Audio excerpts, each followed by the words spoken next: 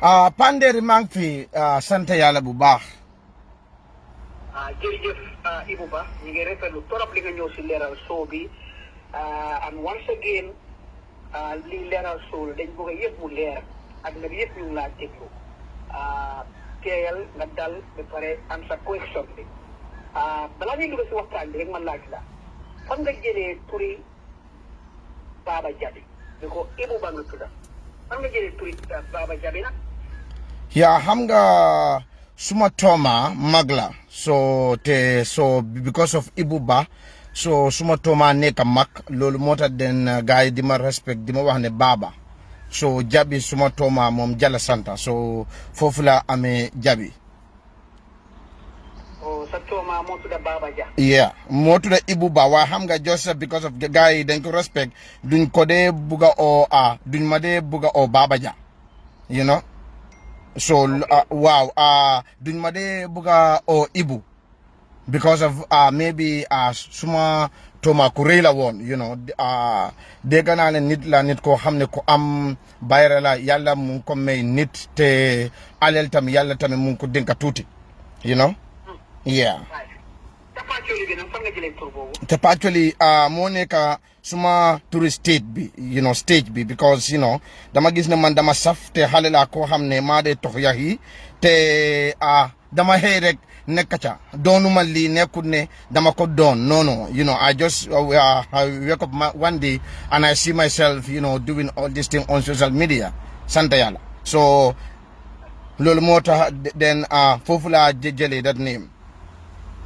ku am boos nga toj nga réew mi yëngal nga réew mi waaye Baba lan moo la dugal si nga génn di wax ci Soyney Darboe lu nga ko wax ñooy bari ñu ngi wax ne da nga disrespectful amuloo respect da nga def lii rek pour assassiner ko Soyney Darboe karaktaam lan moo tax nga génn di wax li nga wax Panderi thank you so much for giving me this opportunity waaye man lu am loolu laa wax man duma character assassin Ousainou Darboe man yàlla mooma may bayre man duma jël suma bayre bi di yaxa keneen képp nit koo xam ne taxaw nga election the Gambian people have the right under the umbrella of democracy and freedom of speech pour ñu xam ndax you are a murderer, are you a rapist, where were you born, are you a killer, you know, and then ndax am nga doom ñaata jabar nga am so this is something loo xam ne democracy la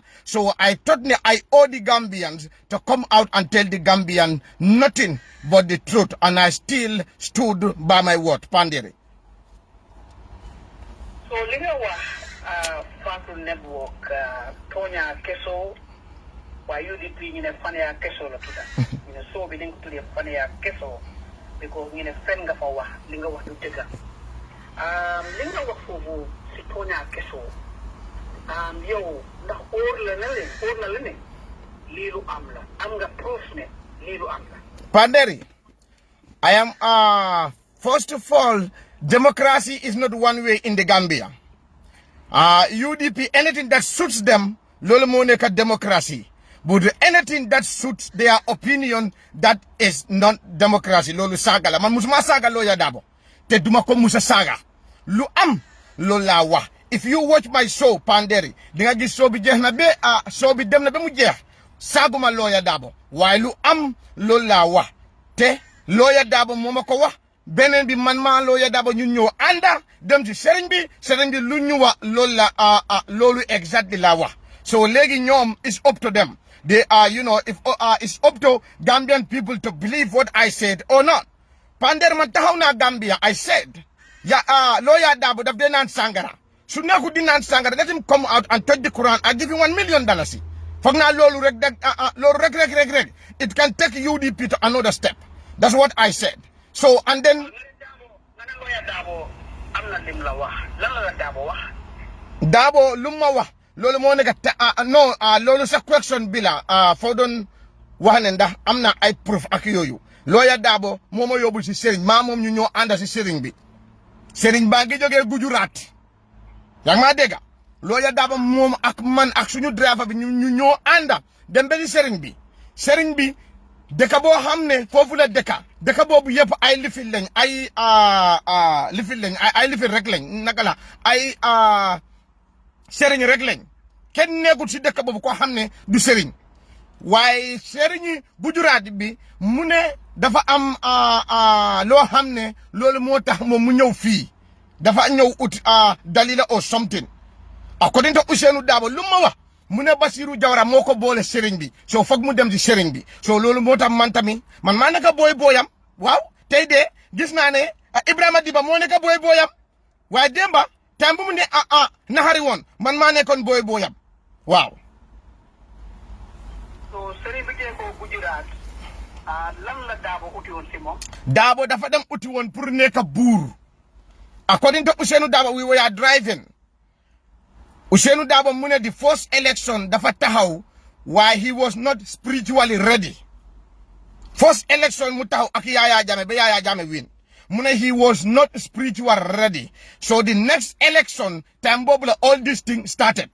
Nekkul the first election not the 2016 election the second one time boobu la all the spiritual thing started because Lawyer Darboe mu ne the first 1996 election bi that time he was not spiritually ready. So time be la Lawyer Darboe them to arm himself to get ready for the 2000 election bi time boobu la all this thing started. so sëriñ bi mu ngi jee ko India Gujarat ñëw na Gambia si benn dëkk bu nekk boori Bansang waaw. bi ñu demee foofu lan moo fa xew.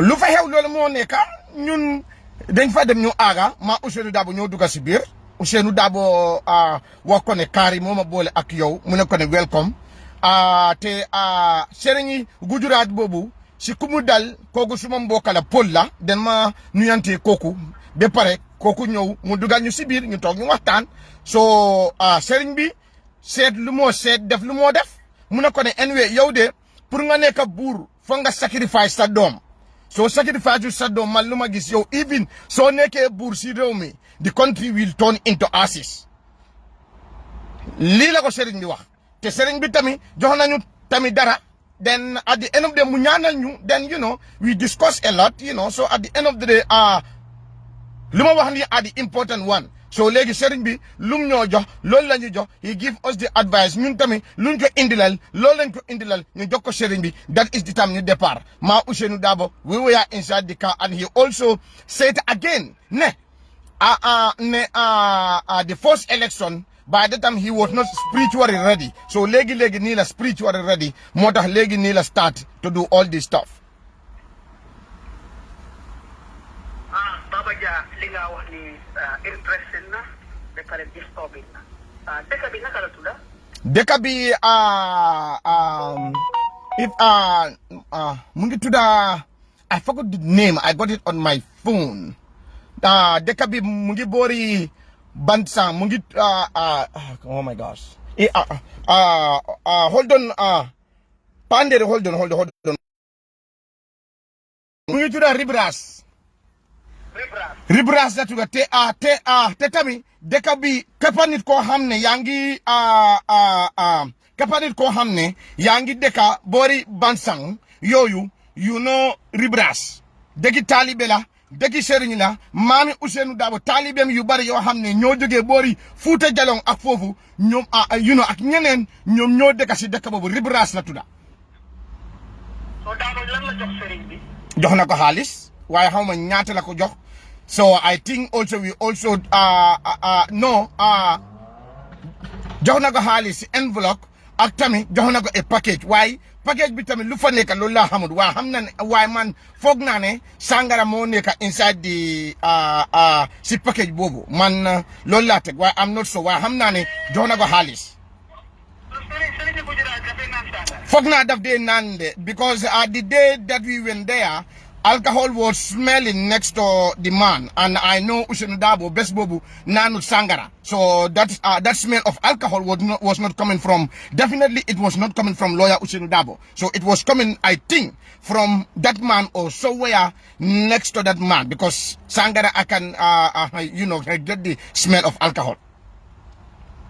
So so box boobu noonu sangara moo fi nekk. man loolu laa tig ne sangara moo fi nekk because xam nga man sax am na sëriñ boo xam ne mu ngi dëkk boori fale Kabada. When I'm going there, I took alcohol. You know, panderi mi man dama start di sëriñ to do tey gis nga sëriñ bu baax foo ko dégg Gambia ak Casamance I went up to there startuma sëriñ du tey di waaw. si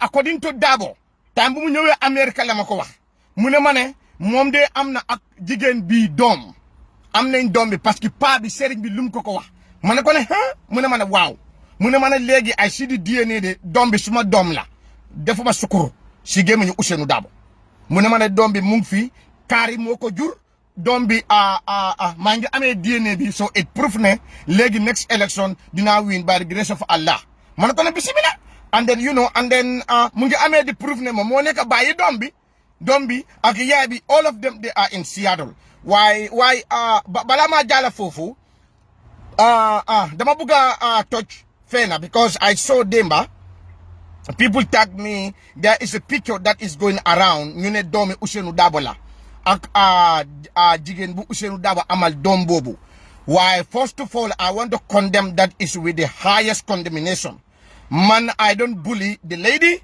I don't bully the son they don't have nothing to do on this man lu am loolu laa wax and I do not condone those kind of stuff dem di jël netaali doomi jàmbur di ko def si internet bi di wax ne kii moo nekk doomi lawyer Darboe ku càppaacoli di wax dugg na fii I condemn it with the highest condemnation so léegi loolu moo fa am because Demba tamit am naa ku ma call mu ne ma ne xam nañ ne netaal bi dugg na ñu ne yow càppaacoli yaa ko dugal you know people are saying waaye xam nga lu yàlla xam rek doy na man doomi Adama la I make mistake why if I made a mistake I will apologize why hamnani I don't do anything wrong there so legi people have the right to say whatever they want because we are in a democratic country say te man hamnani if jigen bi ak dom bi the mistress of lawyer Darboe kudeka siatu so ame any proof dama buga mu hamne democracy and freedom of speech bato bi America fi la gare wow bully is unacceptable here. Okay, man, dumako bully. Why, if you have enough evidence, they're gonna he's trying to take me to court. Why, hamnane, mantamilegi, my lawyers are ready. They open the case file. Suma seri ni tami, nyom tami, you just send penny, nyong mahar. So legi, it's up to them. If they have any evidence against me, let them sue me.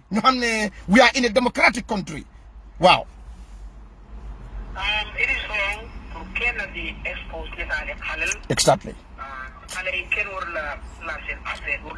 Thank you. So about evidence, the information being a good public interest. Exactly. I will let them online the discourse so you def lulu you ko ñaaw man so Facebook bi sax ñu fa gisee naka dama ko delete completely because lulu ñepp ko wara condemn mo nekk dëgg xale kenn wata innocent out there ci affaire politics wala ci affaire social media xale yi they are innocent waaye léegi fu nekk ni dafa cuy ñu bari li ñuy wanda mooy lu tax daa mu tawi 2001 election si after because sëriñ bi waxee mu génn sara lu tax mu tawi yow sëriñ bi num ko waxee because man sax moom Ousainou Darboe this is what I told Ousainou man ko na Ousainou this is what you say but the why sëriñ Gujarat bi mu ne your own wife man ko yow su la ko jarale kon utal maañu loolu ma maa ko made that opinion inside the car the time we were driving coming xam nga man ko su la jarale because according to Ousainou moom lu ma wax mu ne moom jabare bi duñu mun a am doom at this moment that's what he told me so man ko ne bu la ko jarale kon nag utal doom waaye man affaire sacrifice bi yëguma ko woon de waaye time bu Ousainou Darboe ñëw ba Seattle fii by the time I moved to the United States of America that was the time Ousainou Darboe himself told me and Ousainou Darboe knows that I am the only one koo xam ne man maa ko dee génnee su ñëwee Seattle yal na ma yàlla baalal moom ak Single Nyasi sax they came here I picked him and Single Nyasi we went to have a dinner You know why? That is how I want people to know I was close to Ousainou Darboe. I am not here to defend, trying to assassinate his character. What I'm saying, I know ne dafa am. That's why I'm a work Gambia, because Hamnan Ousainou Darboe is a trained lawyer. Hamnan, if I lie, let him draw my ass to court. When he draw my ass to court, I will say exactly what I said. And that is the only evidence that I have, because it's you and me. It was only me and you and Allah subhanahu wa ta'ala who was there during that time. Taman hamna luma wahtami mone kadega. And then so amenatame amulo dom. Let's do the DNA. Halebo hamne information. You know, so I just don't want to go to those areas where hamnane right now I am armed with the law. And I still stood by the words that I said about Ousainou Darboe. It's nothing but the truth. And the UDP, what I want them to understand, pour waki magla ki halela, lole amutsi politique. Yanga dega, besbuneka, lawyer Darboe, he was at Farato last week Saturday, and he was insulting President Barrow. Last week, Mugiwan Farato, he was insulting President Barrow. Okay, so politique amut.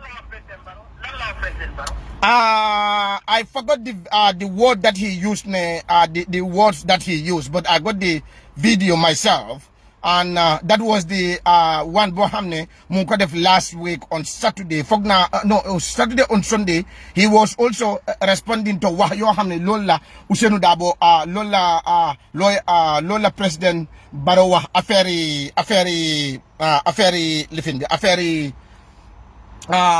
press conference bi affaire press conference bi. So and then the time tami Barrow tami dahako, the first time he did that dafa ñew New York mune President Barrow ma fangolong balolo barental ba fangolong di lalale. He said it the first time bo xamne President Barrow fire ko, he came to New York. So gisee tay wa UDP ñu ngi taxaw the saga President Barrow and his family is because of lawyer Ousainou Darboe. Sen bay len ko déggé lolu motax tay you see UDP supporters using a UDP platform. It happened like day before yesterday. Hadi Demba was one Hadi Demba ko xamne tatambi is on the internet. Koku tami he was on UDP Bantaba platform. Fofu la dem use.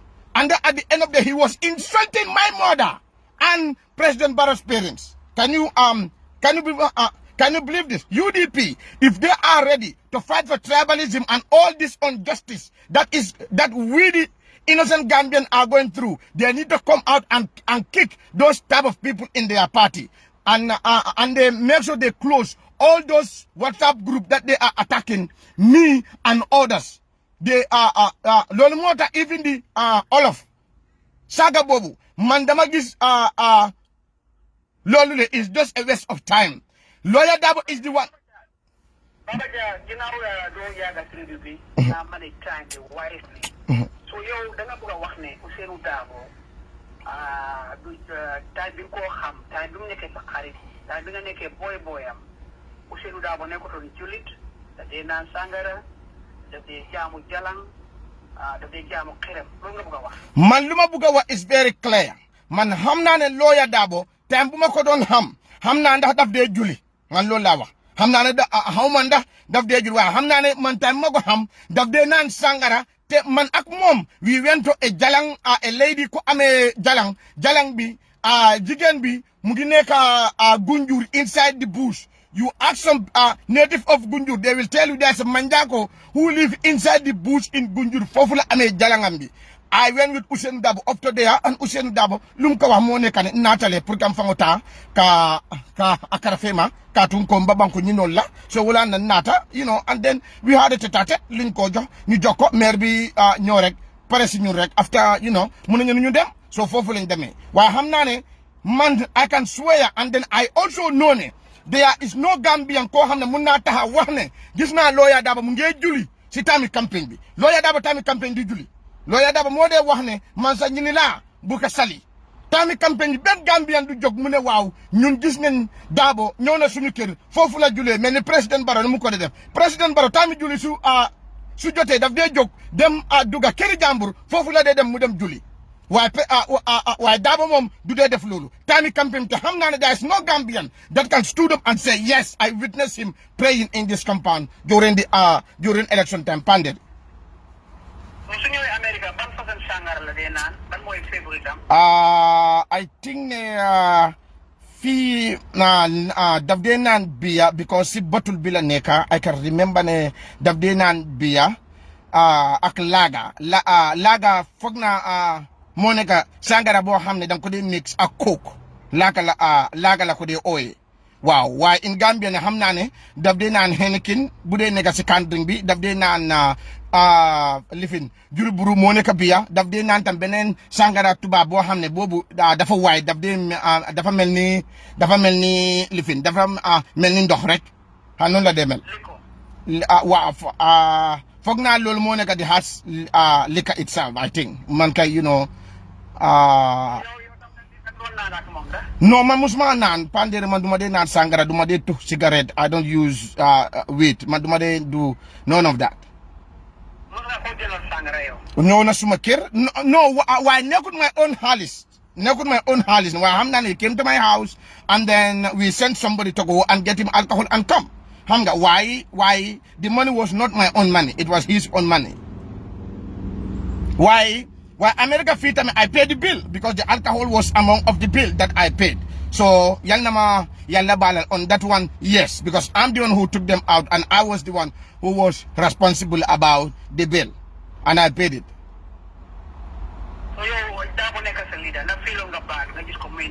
No, I don't feel bad because xam naa ne Daba was so depressed because all his family they dumped him. Lawyer Daba used to cry because amutoon benn xarit. Even his own family they dumped him. That was depressed Dabo. Dabo was under depression. Dabo daf dee toog ni te aka mun a jooy nit koo xam ne ala tem mankeng so waaye wacca rek daf dee jooy so he was under depression because all the family they don't associate themselves with Dabo loolu moo tax when I make video I told them that xanaa tey ngeen xam Lawyer Dabo because demba the time things were so tough you guys were not there with Dabo I was the one who was there with Dabo all his family members you run away from Dabo and we are the one who was there with Dabo di ko encourage di ko wax ne let's go let's keep pushing ba tey jot waaye tey la Lawyer Dabo dem mu dump ñun mu jël his orders def ñooñu mu def ñoom xaritam tey parce que tey moo neex waaye demba tambo affaire bi naxaroon moom ak ñun la pandéri Baba Jah wax ñu affaire yi saraxe xaj bi yaa ngi ko doon wax si soose waaye ñu bari am ñoo xam ne dégguñu soose te dañ dee follow programme bi yaa ngi wax affaire saraxe xaj bi ngeen war na génne pour Dabo nekk président dañu mën a wax dara si loolu waaw affaire xaj bi xaj la boo xam ne benn sëriñ moo wax pour ñu génnee saraxa boobu sëriñ boobu mu ngi ñëwoon Saanakunda la daloon ñu dem foofu ñun ak ñoom Ousseynou Dabo yëpp you know ñu ne ko ne paa bi ñëw na paa bi ñëw ñu dem si kër boobu ñu toog ak Ousseynou Dabo paa bi mu ne ko ne dangaa génnee xaj boo xam ne dafaa nekk xaji gan te lii loo xam ne loolu laa jox loolu ngaa def si gémmiñu xaj bi dana xaj bi doo leen ko rey da ngeen koo lifin buusi rek mel ni yaram bi da ngeen koo buusi mel ni nag soo ko reyee noo dee génnee yaram bi noonu nga ko de waaye da ngeen a meeg soo ngeen jël téere bu ma la jox ngeen def ko si biir gémmiñ bi ngeen ñaw gémmiñ bi soo leen ko lii soo leen génnee yaram bi ba pare bu leen ko sànni da ngeen a jël I think as 7 meters of plain cloth loolu ngeen a dem def fa xaj bi den ngeen laxas ko mel ni nit kuy laxas nit ku dee léegi ngeen yóbbu ko si digga Birkama si digga Birkama foos Jarekunda lañ tegoon waaye léegi we start to do the investigation and at the end of the day they tell us Birkama fire station fu mu nekk foofu moo nekk si diggi Birkama foofu moo nekk Jidda garage then that is where we went there's a dustbin next to there foofu leen demoon foofu leen ko waroon a def waaye according to the sharing suñu demee ba dem suñ ko defee Yaya Jammeh bu deeyut dafaa jóg si place bi loolu la ñu sëriñ bi wax mu ne ñu ne Yaya Jammeh naama wuli woto akaloo jiita fille why I am among of people who were there ñu def loolu why I want to take this opportunity to say I am very sorry to Allah subhanahu wa ta'ala I know I did it why doomi Adama why I was not that much mature if I was that much mature I think by the time I'm around 20, 21, 22, something like that during that time. If I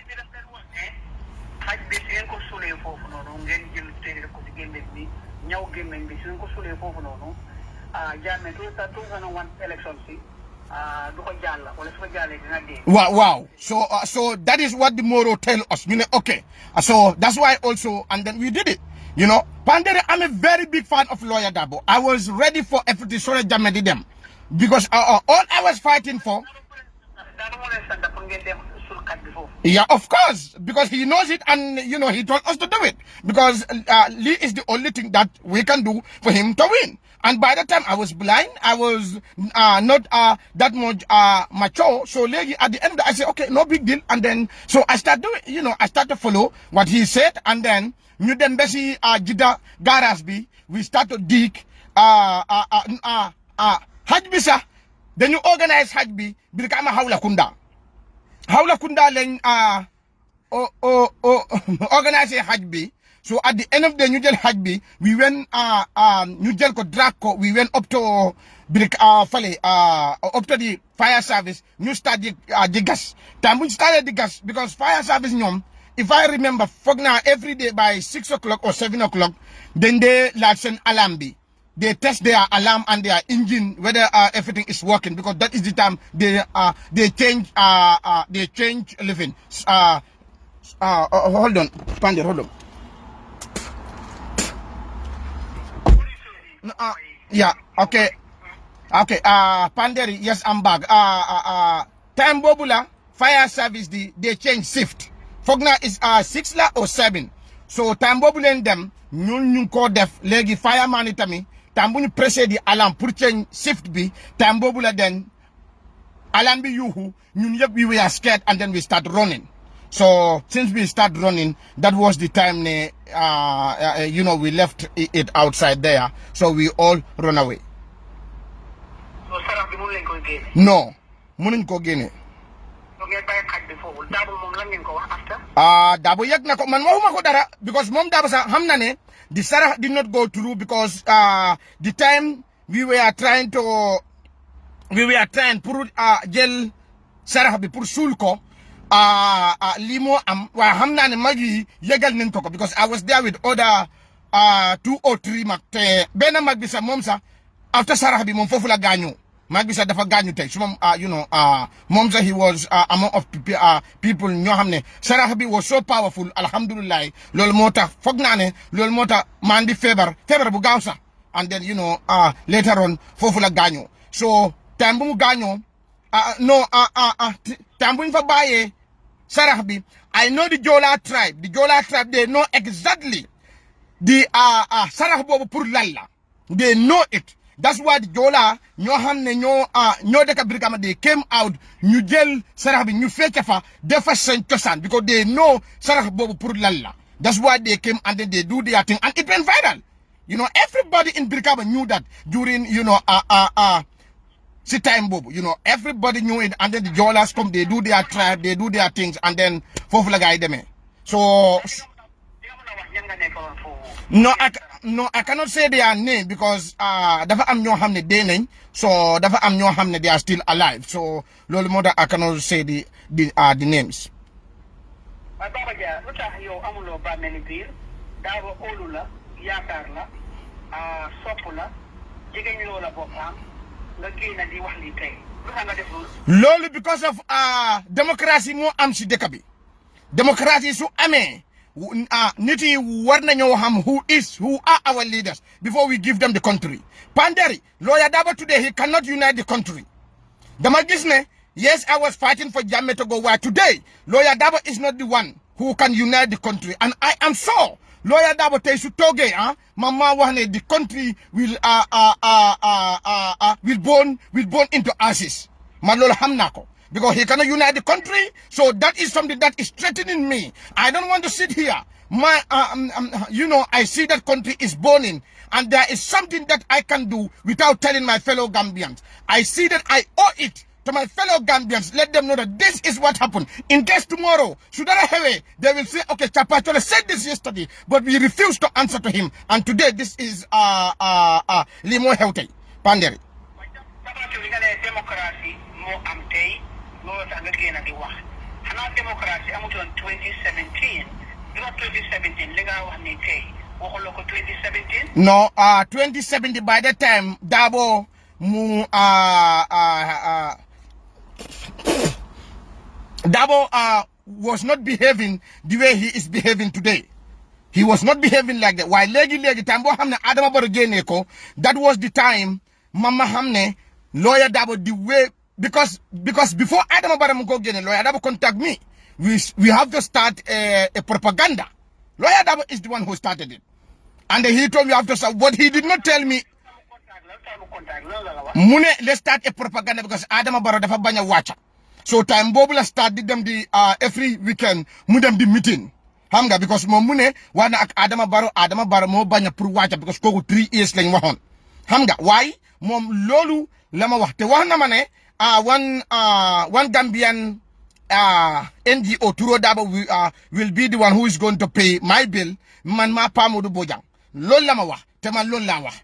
I did not say anything wrong lo xamne wax na ko luma waruta wax te I have saw the Pa Modou Bojang came out last time mu attack ma mu ma saga di ma oye tur wa Pa Modou Bojang ma mom people are doing negotiate ci souf why negotiation bi dal I am not happy about it and I'm sorry I will hit Pa Modou Bojang any moment from now and when I'm going to hit him I will hit him hard.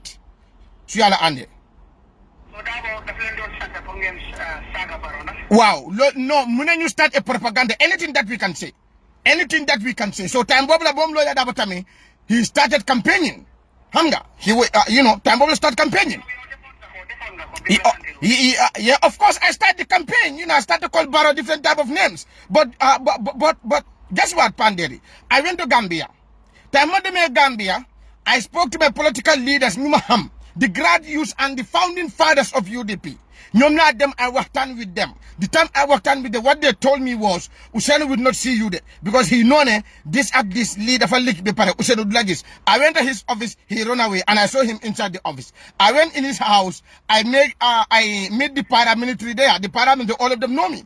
Kapatuli Nanga de welcome, okay, Harald, Mama Usenu Yangfi. The paramilitary guy, they went inside, they come back and tell me anyway, I'm sorry, why Pa bi nekk fi benen para bi xol ko no pa bi jël hay ikam na fa de why benen para bi xamul ne this other para Dabo wax na ko ne wax Chapatole nekkuma fi xam nga why the other why xam nga miscommunication moo fa am between them and benen para bi ku duga si biir wax Dabo ne Chapatole mu fi so that time start di daw to cut a long story short mooy Dabo daf la doon sant yow ak Pa Modou Bojang waaye Pa Modou ba ngeen dinaay ne loolu am na mu ne loolu amut so daf leen doon sant pour ngeen def propaganda pour attaque Barrow so yow yaa ngi ko doon def so da nga nekkoon attaque Barrow time boobu. Yeah, time boobu and then the time I went to Gambia I knew the truth. I came back to America. I told the entire people that I'm not supporting Dabo anymore.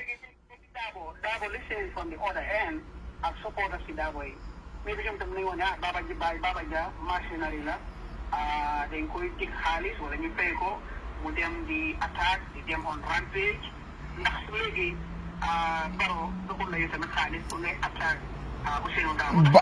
Barrow joxut ma benn xaalis man I fought for democracy and freedom of speech lu ma la wax loolu moo am I think I owe it to the Gambians ne lawyer Darboe cannot unite the country because gis nañ waa UDP they are out insulting the president, insulting the Surua, insulting the Wolof, insulting the Mandinkas, insulting the Fullers, and Ousainou Darboe refused to condemn it. UDP is the only party in your Hamne. They have a WhatsApp group. They are attacking anybody who attack lawyer Ousainou Darboe. They will attack you. Pandere, I changed my phone number just because of UDP. I keep on changing because then they change my number. They've got some WhatsApp group. The Masaga buy just because of UDP. So I see that, you know what, I'm sick and tired of this. And then lawyer Darboe also knew all this bullshit is going on. Because I keep on telling Ousainou Darboe, do something about it.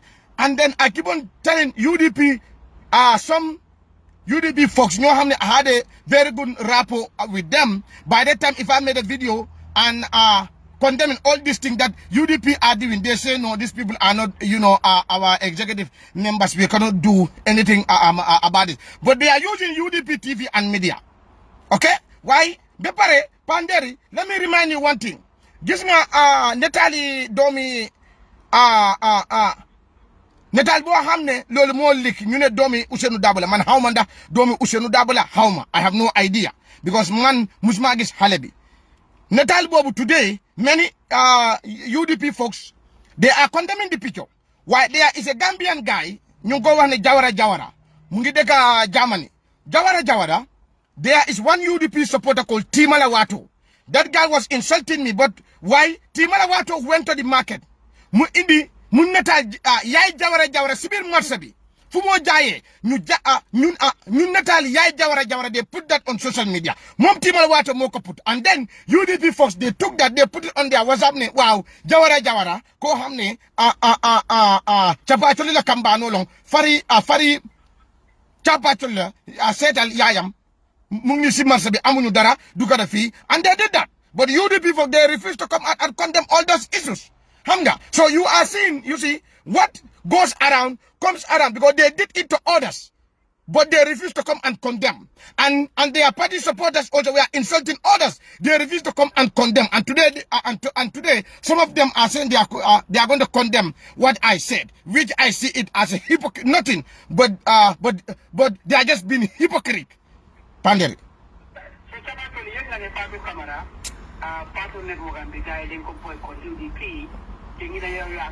Money.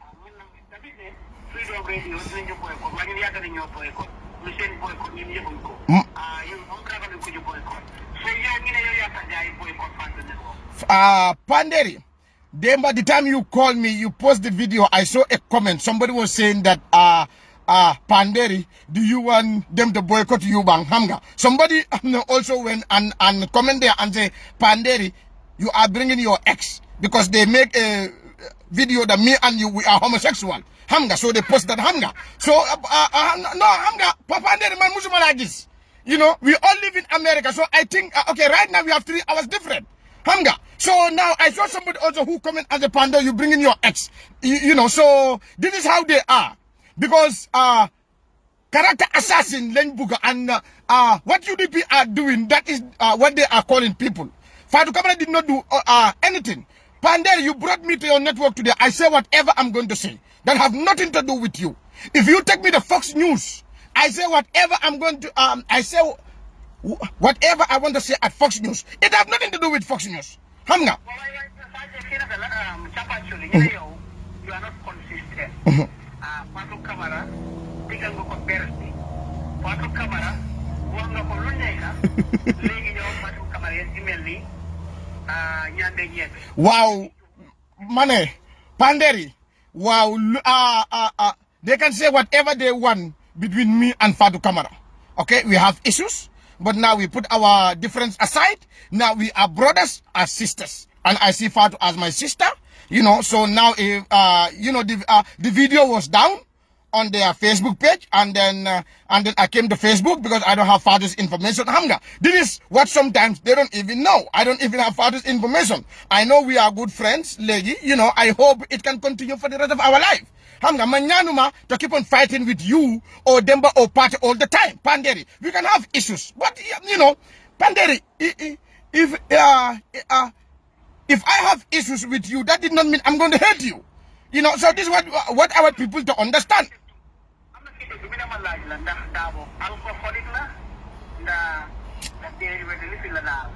No, man, I will consider Darboe as a alcoholic because Darboe that they drink too much. Wow, Darboe that they drink too much. Lolimoda, I am scared if Darboe become a president, his kids are going to run that country. Because Darboe memory yam that they forgot. Darboe, then they talk about then what after sa mufate. Hamga. So Limoda, I'm scared the kids, her own daughters, just like what Donald Trump did, her own daughters and her sons are the ones that will run that country. And Nyonyu, they will come and revenge. Because Pabi, Darboe is a very happy man. Sunane Sangara. That they work and that they rare. So it's not safe for us to take our country and give it to lawyer Darboe. Lolu mancha pachole makoa. Kahamnane. Lol. Panderi, I said it in the Gambia. Luma wa Gambia mane leader mamako wa, and I stood up. Tonya keso, mana tonya keso no mako wa. I do not regret luma wa. Okay, I do not regret because I think I owe the Gambians under the umbrella of freedom of speech. Bo hamne wa Gambia loleng am tay. I think ne munna gena wa Gambia ne bulen jaw rew mi Lawyer Darboe because solo ko joxe li moy am. And I am sure the Gambians are listening to me. Lolo mota tay I got Panderi suma Facebook with tay Messenger. I have including tay bala ma ñew fi. I have 1,020 something messages from different people around the world. Majority of them, thank you so much for studying out. We are with you, and I am sure they know ne lumawa lolu mo ne kadiga man duma fen duma sos duma jël suma daraja pour di yaha Ousainou Darboe lu am lolu lay wax. So if they agree with me, it's okay. Because I said it in the Gambia. Wahuma ko Senegal de. Wahuma ko Guinea-Bissau. Wahuma ko Somalia. Gambia la ko wax ne Lawyer Darboe li ak li lay def. Te Gambia la ko wax ma tok fofu. I enjoyed my holiday at the end of the so I flew back because I know nothing is going to happen. Xam nga coco bi moy bari rek waaye no xam nga mun naa ko apologize su defee su ma ko defee leneen man doomi Adama la dara nekkul si man su nekkul ngelaw ak puup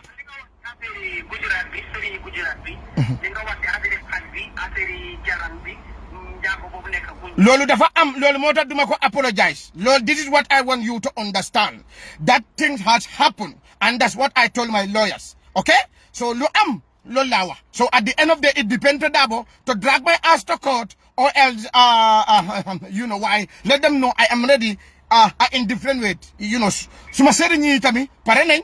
Suma lawyer itam they are already. So right now I'm just waiting, and then I will continue campaigning saying this because I know the dara neku dega, and we the Gambian also we deserve to know who are those people who are trying to lead our country. Are they criminal? Are they good people? Are they bad people? And so on.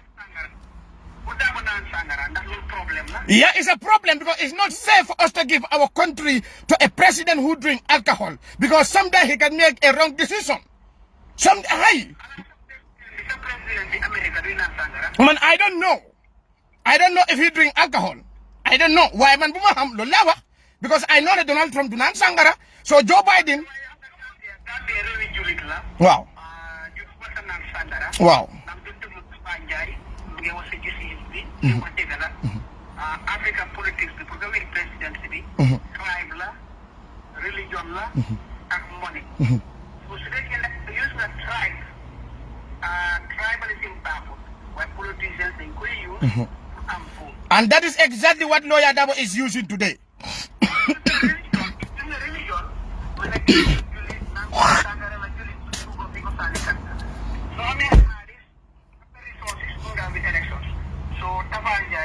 He was fought only one thing. So that you, because of it, what I'm going to say is that even though maybe not negative, would discredit as a tribalism, that I'm going to put down what I'm going to Did it? Lo am lo lewa. Li mota man Darboe cannot unite the country because he's using the tribal thing today. Number 2, UDP send number 2 Ajam Seka mo jok mune. Na sose yi jok ñu votal Darboe parce que Darboe sose la mel ni ñoom. What are you saying? Come on, man. You know, number 2, UDP koku moko wax and Darboe refused to condemn those issues.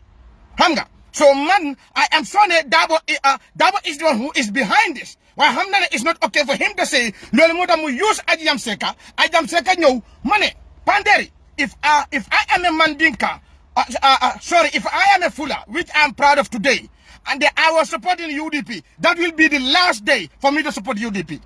Because Ajam Seka number 2, the Lawyer Darboe su fekene Ajam Seka moy nekk the president tay. Ya nga dega? Why Ajam Seka mo jok? Ajam Seka gis na ay Pol, waxut Serer, waxut Olof, waxut Njaago. Lan la wax mu ne sose yi nañ jok. Panderi, that's very dangerous. And that is what they are. Lolu motam mané I owe this to the Gambians. Let them know ne Lawyer Darboe cannot lure this country because right now he's using tribal stuff. Lola Nekadi use because he's shown his people are insulting us. but he refused to condemn it on time. So right now, Afebi has blown already. He cannot do anything about it. If you cannot control your own political party members, Panderi, you cannot control the country. If you cannot control your party members, Lawyer Dabo cannot control no, Lawyer Dabo, he cannot control the UDP supporters. That's why they do what they want. And then if you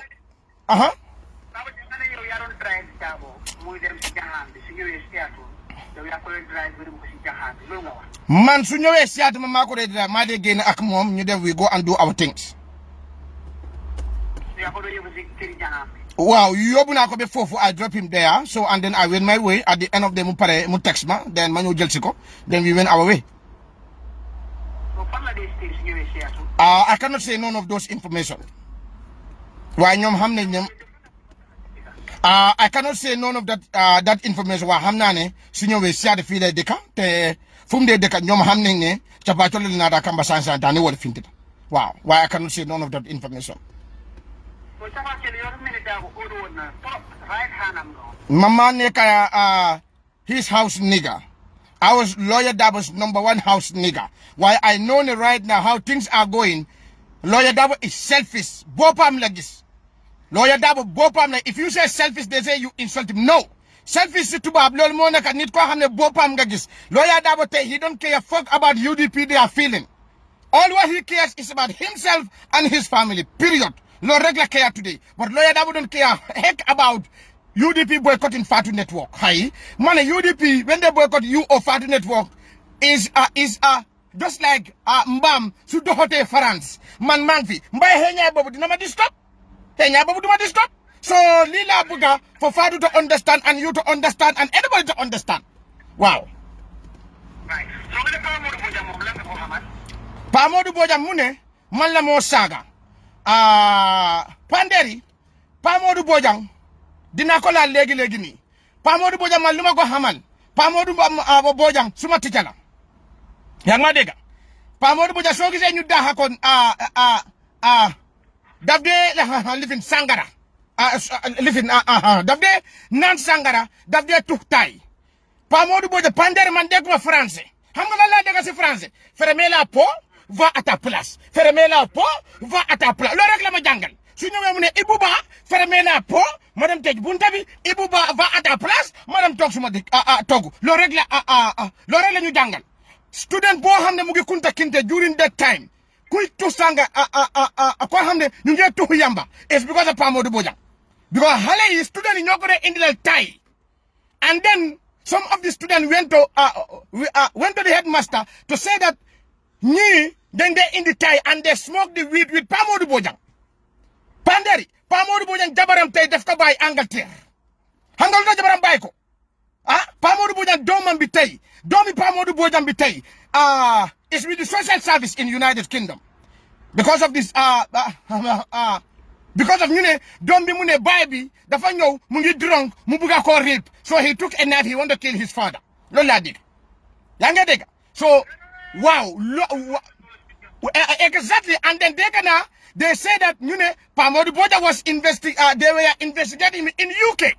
Lolo Mota then did Pamodu Bojang's son is with the UK social service as I am talking with you. Pamodu Bojang knew that. Pamodu Bojang knew that. His son tell like lengo sa dombu gor anamu.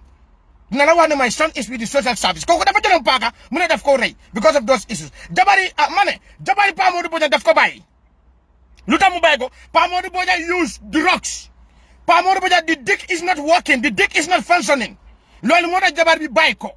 This is exactly what happened. Yang madega, limo happen. Pamodu Bojang knows this. Lo mota jabar bi dem mu dump ko. Legi ni bena jabar la am. Pamodu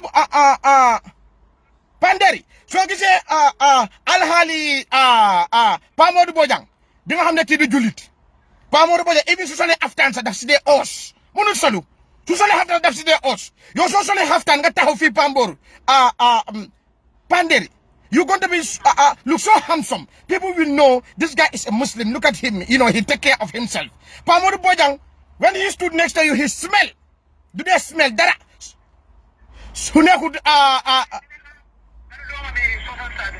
Yeah.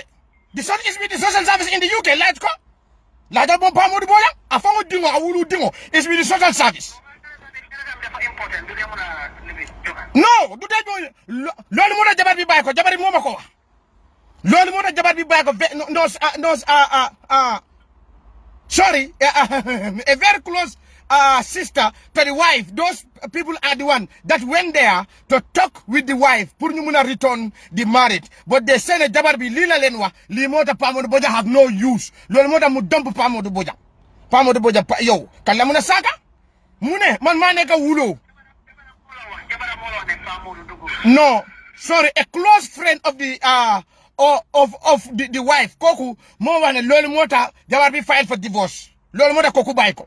Te Pamodu Bojang saja katla. Birkama FMB he was a DJ.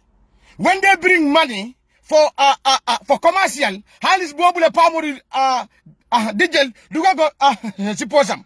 There's another living kafo in there's another kafo in Birkama. The kafo is called Santamba. What Santamba? They organize a Jaliba Kuyate. Do you know what Pamodu Bojang did? Santamba. Yes. Just 1 second. I'm not in next line. We are called persistent. We have quickly. Okay. Go ahead.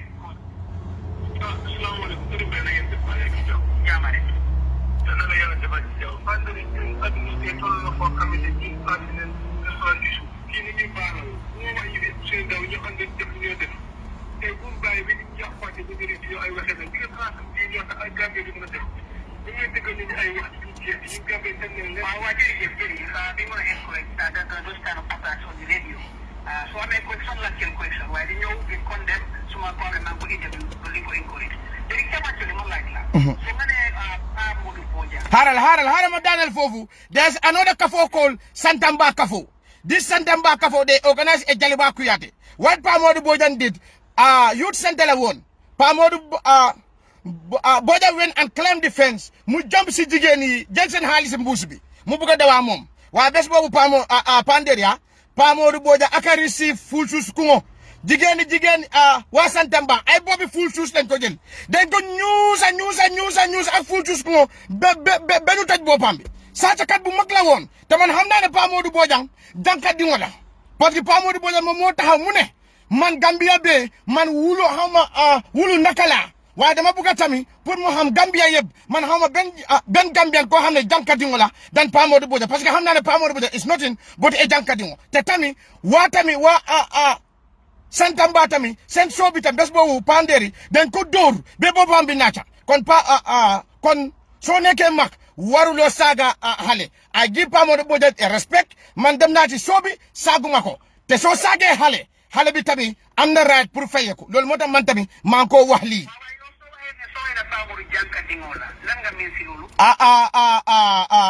loo mun a firlee jànkadingo rek man loolu laa xam ne Pamodu Bojang loolu la waaw loo ko mun a firlee rek am nga evidence pour substantier di nga wax ni because les serious allegations man lu ma xam loolu laa wax jeex na I do not need no evidence to because xam naa ne loolu la man mun naa taxaw Birkama fu ma juddoo ñu woon ne wuy waa kii fii la juddoo kër bii la juddoo loolu mun naa def loolu kon nag man duma xëjante journaliste boo xam ne jànkadiŋo la man duma xëjante kooku waaw Baba Jah nana doomam jigéen moo ko boole police doomam bu góor non doomam bu góor di son waaw loolu la wax loolu laa dégg ñu ne doom bi mu ne Pamodu Bojang moo ko bëgg a réet loolu moo tax mu jëlal ko paaka so under the social service come so it was a pull and push non ñu ne doomam bu góor la man Pamodu Bojang mandikat la nit koy mandikat wax yow kooku mun naa def lu nekk because he was under influence loolu mun naa nekk it could be true I don't know I'm just saying that's what they told me and I believe them because Pamodu Bojang dafa am hate because he drink too much and then he smell living weed too much gis nga he smell too mane Pamodu Bojang alxaalam bi sa alxaali julli nekkuñu benn pandet Maricham ñu jël Maricham la mooy question bi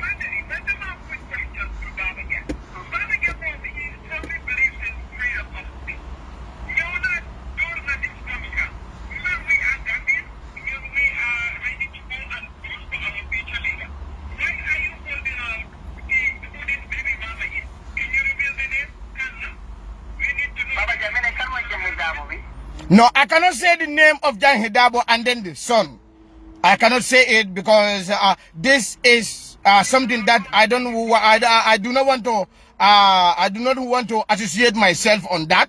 Yeah, because Lolo Mota Demba, I was here and then one guy called me from Seattle here. He told me what name Jabarbi Demba Mungdon Joy Deganane the fly buko Marcon ye. She is welcome because nahamne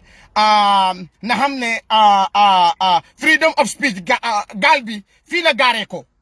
Wow, Butterby fila gare. So lady he's she's welcome to take me the code or whatever. But I'm sorry, it's just going to be talk right, because I did not say anything about her. Wahuma turi dombi, wahuma turi yabi, and while lawyer Dabo def aklumawa malolawa, and I still stood by it.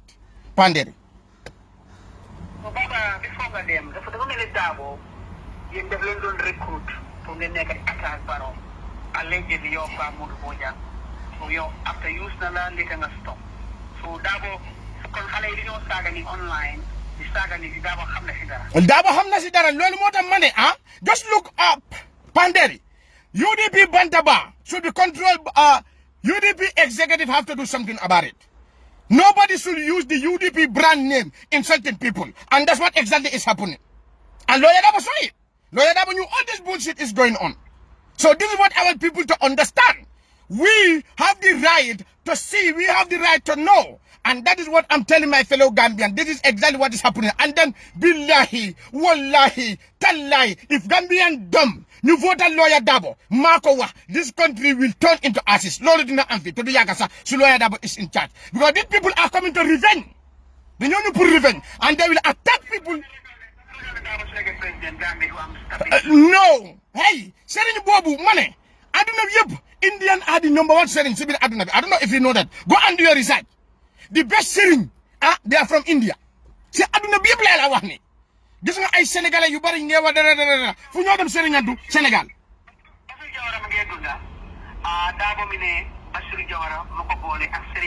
Lola Dabo. I have no idea. Maluma Dabo, that's what I said. So I have no idea. Wow. Manhamna Lulu. Because time campaign mama Pandere, and I have no time to go time. So wow.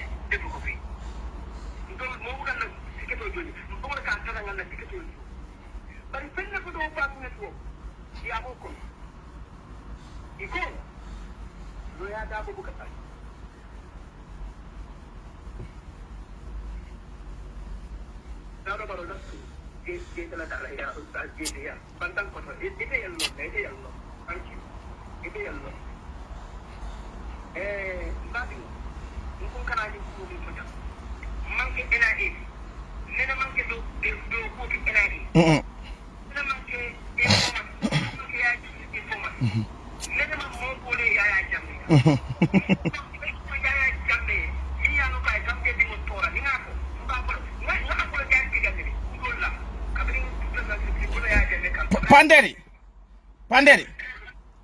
I do not just want to listen to this guy because I know he's just worthless. Hamga, this is the guy, Nukawan Soti, who live in Sweden, who's saying he's going to pay people to cut me, Hamga, let them kill me. This is the Soti that said it. And I just don't want to waste my time about Soti. But what I want you to know is man lumawa, man money. Tambunyu deme campaign, Lawyer Dabo Mune. Man sa nyini labu ka sali Lawyer Dabo de juli man lolawa. Go and listen to Bachole Lumwa. Man lolawa. So legi don't hold on legi so Lawyer Dabo dabde dem si benen juma pour juli. Man, I have no idea. I said what I knew. That is what I want you to listen what I have said. I said that Lawyer Dabo Mune man sa nyini labu ka suli man time campaign na kena jok mune time campaign gis na Lawyer Dabo mu juli. So this guy what he is saying akman lumawa lolu du be lolu nekud bena. Wow. Okay. Lolu leer na tapa chuli. So bukan akan ngaleran si finally kamu dibuja ngane allegedly doma bugur dafa all policy dafa malion dafa bugon tedo doma bugur so legi gay ñu jël doma bi ko sonna stadium so dafa bugon dafa kamu dibuja góor jigéen la ndax Man, I have no idea. I just said what I heard. You know, yeah, because you know, man, lunawa, man lolawa. So it depends upon Modou Bojang. To why hamnane the don't be leg is with the social service. Hamnane jabar bitami bainako because of all this stuff that I said. You know, so low regular. You know. legi dafa taka benen jabar No, the jigen bo ma dega nane jabaram first one be kumu buy one Gambia, she's still married with that lady. Lola de Gabete. So why Bunega UK Bobu mom man hamnane tami radio pan mom his radio then go ubi for propaganda. Te hamnane there were some money bo hamne Fabu Sane knew what I'm saying, that they are one of those people who put money puru Pa Modou Bojang to start his propaganda radio. Pa Modou Bojang sa hamnako pour mu start this all this bullshit that he's doing. And I have witnesses that can testify. Yes, they send money and they knew that Pa Modou Bojang is coming. Lolo moda Pa Modou Bojang refused to have Fabu because he know that at the end of the day they will end up those type of area. To Fabu daf ko hit for. To hamnane there are some people they also contribute for Pamboru Pa Modou dem obi that radio station. Lolo hamna ko te ornama. Wow. 100% nekut UDP de. UDP 100% la. Lolo man chapa chole mako wax. Te I don't have nothing to regret. Dafa dul. He is a wolf in a sheep clothes. Pa nderi mamma ko wax. He is a wolf in a sheep clothes. Amut ñaan. Lolo mo tax mu nekk ni. Gis do wala kana la lan la am tok fi rek di saga lifini Jolai, lo rek la fi nekkee di. He stood here and said how NIA carry Baji, Baji, carry Bojang, while Jolai are the one that are controlling the nation. Black bullshit. From Liverpool, Ibuba is right. I live in Liverpool and social services took his kids away exactly. when he was here. Yeah. Exactly. No. Pandere buma lalde. So ma lale suma talibe ñoo jël ci lali. Man tapatil ma mambe nonu. Pandere buma lalde. Pandere so ma lale amane suma talibe ñoo xamne ñu ngi North Carolina ñom ñoo ma call ci suuf. Ñu fessel ma fess step ñu am. Xam nga man li la de am suma information. Man li motax mané so ma attack, don't go with your chest to attack me de. You have to bend your chest because if you go with your chest, I may blow it. Money. Money.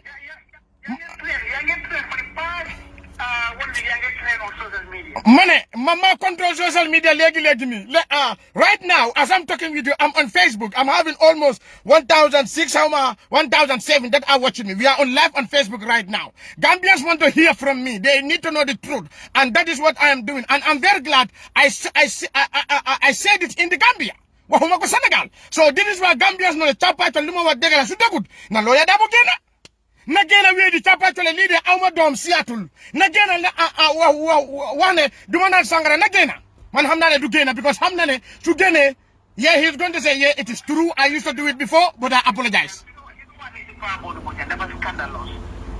Because from nekk ni kilifa yi deglu Brikama jine maire rek ñoko lay deglu côté Brikama jeexna moom koy wudee la for example doomam sax nangu leen doomam yi si loxoom on allegation ne dafa bëggoon a tëddoo doomam bi jabaram fase na ko lii foog la ne dina ko some kind of adverse impact si radio Monday Monday luma déggal loolu laa wax. So that is what I said because if he think that you have a microphone, you can go and destroy people.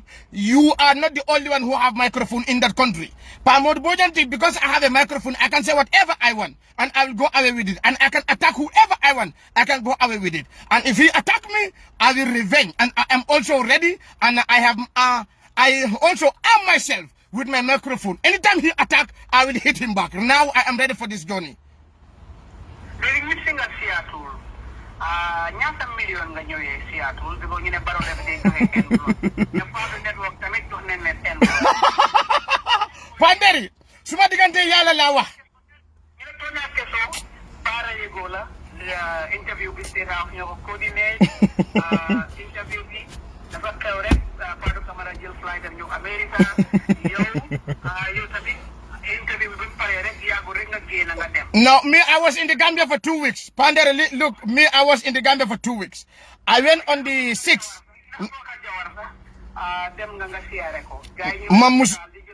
Man did it. Man, Doma Siare Abubakar. Hold on, Panderi. That building, I don't even know Abubakar Jawara Mokomo. Elegant magazine Mofaneka. Suma bena sister, Chilel Sar, Kubuka Serin Chapatoli. Kusopo Serin Chapatoli. Sikokulin Demon. Te kuma fa yobu mo nek Mohammed Mbaye koku moma invite ñu dem ci Chilel. I went there because I promised Chilel I'm going to give you an interview. Lolu mota, and then we went there because right now Chilel is working on comedy and drama stuff in the Gambia. So Mohammed Mbaye is part of those people. Hamga, so then I went with Mohammed Mbaye up to there and then I dropped Mohammed Mbaye. Man say I don't know ne fofu mo nek Jawara they are saying fofu mo then gis nga office Chilel si su fofu there is a medicure bo xamne if you go to my Facebook then call them on your back that they suck all the dead blood and stuff. Their office is downstairs. So man lolu momo fa yoba I went with Mohammed Mbaye up to there. He showed me the store and then I showed them, I paid the money, they give me my receipt and that's it. And then I went with Mohammed Dabo. I dropped Mohammed Dabo, Senegambia Johnson, si Saba, si Kawasbi, Fofula could drop. And that's it. So now people are saying Babukar Jawara, he's the one who pay me, Nyidiwa Barrow. Because you know, UDP are full of lies. This is how they are. All what they do is bringing fake news. I do look at Nyofa Barry. Because they know do this is what they're going to do. They will do to Gambians. They will lie to Gambians. Okay, so this is it is important for us not to give Gambia to UDP because you give it to them, you attack Lawyer Dabo, they will come for you. Lawyer Dabo, man taxaw na Gambia mané Yaya Jammeh soldari jongulas la amé. Why Lawyer Dabo bu toge civilian jongulas la mo am. Te gis nañ ko Lawyer Dabo toga gutta te mu ngi amé civilian jongulas that are attacking people. Pandere have to go. Finally, yes, please. Mohammed Dabo. Tonya Keso, ñom ñu ko tuddé légui Fania Keso. Yeen ñaar sa ngeen ci office bi Chilel Sar. Wow. Mohammed Mbaye mo ko indi ci office Chilel, exactly. Mohammed Mbaye mo indi ci office Chilel Sar, wow. And then we went there, we took a picture with Chilel. Natal Bobusa is all with Mohammed Mbaye and Chilel. We took a picture with her. Managone elek suñu def di interview dina la may boss parce que Chilel yo ken xamula Chilel Sar man Serigne Chapajo mama ne ka borom boss. I was even playing with her ñu ngi doon wax loolu and then time boobu lañu wàcc ak Mohammed for us to go to the store and fix my appointment and then Mohammed went back there to continue their meeting. Loolu moo fa am. They try to drag anybody's name, anybody they see you associated, they will drag your name into you know, they are this nonsense fake news because that is the only thing that they live in with. What was the last word?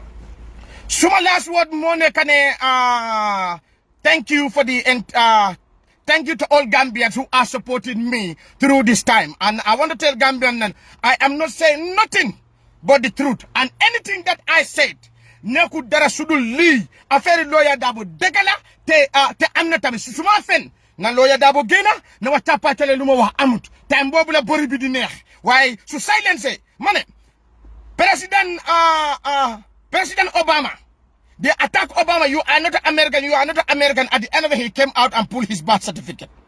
They women attack Donald Trump. Donald Trump, you raped us. You did this, and then at the end of the day, Donald Trump went and settled 9 cases with those women. One woman stood up and said, "Joe Biden touched me wrongly." Joe Biden came out and said that it's not true. So if it's not true, Lawyer Dabo, su génnee dinaa bàyyi waaye su génne wut wax leen ko càppaacole mu ne képp nit ku ma oo interview I will go there and I have all my Russian rockets that are ready to hit Gujarat moo nekk behind American embassy si diggante behind American embassy Kerry Lawyer Darboe foofu laa tuddee Gujarat te léegi ni suma rocket yaa ngi pare pour launch te xam naa ne I can launch from here dina laat Gujarat behind American embassy Pandit. ndax di nga jël responsibility si fekkee ne Darboe suffer na depression wala mu am some kind of illness because of revelation si ne ndax di nga jël responsibility. I am not going to yes I will take the responsibility because xam naa ne moom moo def lii and I am the who say it. I say it on behalf of freedom of speech and I owe the Gambians to tell them nothing but the truth and that's what I say and that is what I am still standing by Panderi. Thank you, Mr. Thank you very much. Jërëjëf. Thank you for Oh, okay, Panderi. All the best. Bye-bye. have a good one. Bye. Okay, bye-bye. Mboka yi maa ngi leen a nuyu mbaal be tentu la altol la anal kontongol la ngalo ne ñu wato ko ba duri bare ala fo lawyer Ousainou Darboe chapa tole ko din ay fan yale fo bitu fintena yala kuota ya ha iman din soto banta. It's very simple. Albe ya jele man damna tonya keso man lawyer Darboe banen ma fanen ma mamanen man bulala mun bakeri won tonya budi kesoti ngawol fo démocratie le bi jande kadu UDP tay so waxe dara mu yalom ay to la affect ha nyimo alfal namo alfati ay tata fi sokono ay tasaba yomuda afa subhanallah walhamdulillah wala ilaha illallah allahu akbar bari momo mu ya illo de politiko la hey ila fangol mba taya nga ku banta bato imala fi ila fangol nga ku ni safu banta bato safu no la kana lo politiko la de momo mu ya iman seneya kana lo politiko la mbada nale jamba fulali ya ala barka am Dr. Baba Jah aka Serigne Chapa Chole. I am the voice of the voiceless. God bless you. One love.